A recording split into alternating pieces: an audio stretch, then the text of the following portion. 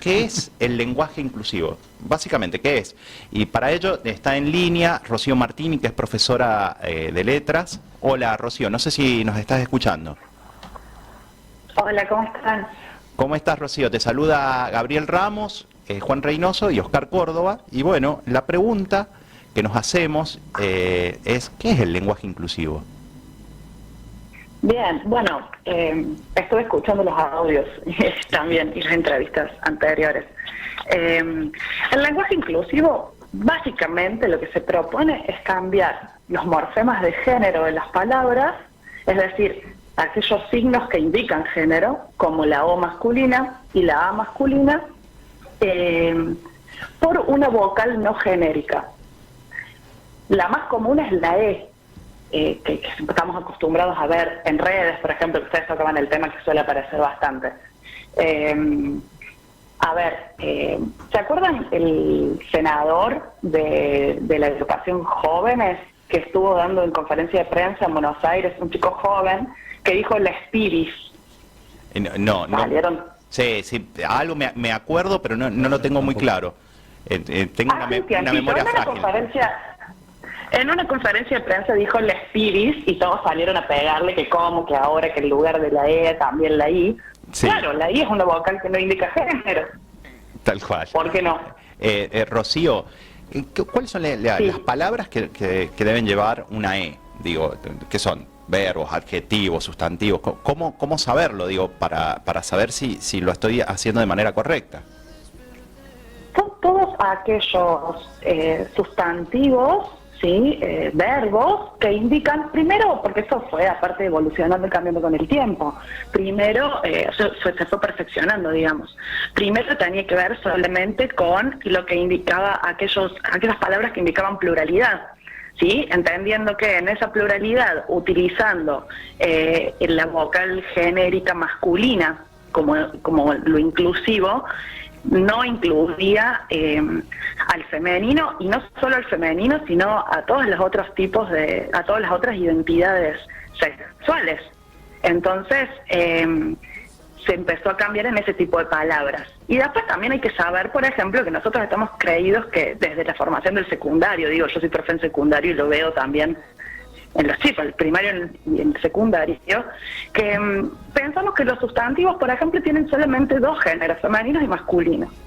Y los sustantivos tienen género no marcado y género inherente también. Por ejemplo, las partes del cuerpo tienen géneros inherentes, es decir, que no tienen su opuesto. La mano, la cabeza, es la cabeza siempre, no es la cabeza del cabeza. El codo. No, el cabeza es un amigo. Por ahí los chistes. Entonces por ahí los chistes que dicen, ay, bueno, le code. Y no, porque esa palabra no tiene un opuesto. Rocío, ¿cómo siempre género masculino, y además indica género biológico. Rocío, te hago una consulta. Te saludo, Juan Reynoso, ¿cómo estás? Mira, esto que vos nombraste que es bien interesante, que es un poco la burla de quienes no están de acuerdo con la E, como le code. Digo, el desafío me parece que es que esa E se transforme en política, ¿no? Y en entender qué significa ese cambio, esto que estás explicando vos muy bien, que es por qué hubo tanta violencia en esa O que incluía y no incluía, y por qué es tan importante ese cambio. Ese me parece que es un gran desafío en el lenguaje, ¿no?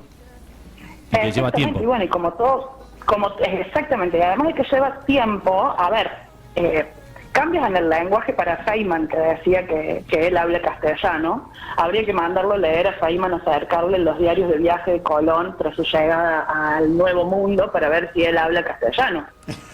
No es castellano. No, pará, Rocío. ¿Vos me querés decir entonces que Colón escribió en otro idioma? ¿Cómo es esto? No, Colón hablaba castellano. Desde ahí, desde la época de la conquista hasta ahora, el lenguaje ha cambiado un montón. Los conquistadores no decían instagramear. Colón no subía stories. Y esas palabras se incorporaron, googlear y todo, y nadie chistó al respecto. Lo que pasa es que es como bien decían ahí, no tiene que ver con un trasfondo ideológico que por lo menos me interpele. Aunque yo no use el lenguaje inclusivo, el que lo usa me lleva a pensar por qué, el que haya aparecido, a interpelar qué manera cultural tenemos de ver y de entender el mundo también. Claro. Eso es lo complicado. Rocío, entonces, como para cerrar esto, o estas ideas, todo lenguaje es político. Entonces, Claro. y la necesidad de que se produzca un cambio. Todo el tiempo estamos cambiando. Lo que pasa que acá hay mucha resistencia. Che, ¿por qué crees vos que hay esta enorme resistencia de parte de la sociedad?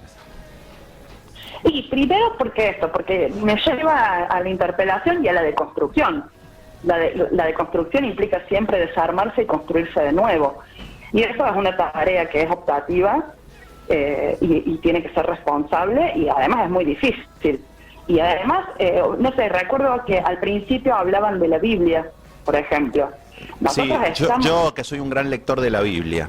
Claro, bueno, nosotros estamos atravesados por esas miradas culturales de las que es muy difícil despegarse. Claro. Entonces, desde ahí viene la necesidad de interpelar todo de nuevo. Y después también hay una cuestión que tiene que ver, escuché que citaban el RAE ahí en los audios, los que estaban en contra. Pero por supuesto, la Real Academia Española es una amiga de este programa. Bueno, mía también. No quiero escuchar a nadie de los que dicen no, el lenguaje inclusivo no. Y me genera risa decir la palabra zarpado, por ejemplo. Bondi, que acá yo vivo en Río Cuarto, se usa un montón. Amigo purista de la lengua, amiga purista de la lengua, amiga de la RAE, primo hermano, defensor del castellano, que ya no es. La Real Academia Española no tiene en su diccionario la palabra zarpado, ni bondi, ni bizarro. Con el che, loco, vamos a tomar el transporte usamos. regular de pasajeros. ¿No? Claro, No, pero digo. ni tampoco che, ni loco. Sácalo. No, No, che, Tal loco. cual. Claro, sí. No. Tenés razón. No hay posibilidades. tal cual. Entonces, también ese purismo de la lengua es una defensa, es un argumento que a veces resulta conveniente cuando me solapa esta otra cosa que pasa de fondo. Claro. Está Rocío, bien que uno le genere risa a lo que no entiende. exactamente. Rocío, para despedirnos, despedite en inclusivo y con un mensaje para todos aquellos que creen que el lenguaje inclusivo es una aberración. Entonces todos aquellos. Ah, claro, esos son aquellos. Sí. Los otros son aquellos. Bueno, es un lío bárbaro. Sí, es un lío. No, yo solamente con respecto, como para cerrar, esta cuestión de que estoy en contra o estoy a favor. El lenguaje inclusivo es, y desde la conquista que se hizo desde la Unidad de San Luis, que es súper interesante porque pone a manifiesto eso, es derecho lingüístico. No es ni un partido político, ni un equipo de fútbol, ni un dirigente, como para que uno pueda estar a favor o en contra. El lenguaje inclusivo es derecho lingüístico. Y lo que se tiene que hacer, sí, es conocer las herramientas, porque si no uno no puede elegir ni hacer uso de su derecho. Y después es esto, optar. Opto por el lenguaje inclusivo, no opto por el lenguaje inclusivo. Lo elijo, no lo elijo. Pero no estoy a favor o en contra. Bueno, perfecto, Rocío, muchísimas gracias. Te despedimos. Que sigas allá en Río Cuarto. Pronto te tendremos acá, espero, no sé, cuando se abran las fronteras. Muchas gracias, Rocío. Un abrazo grande. Chau, chau. Gracias a ustedes. Chau, chau. Chau.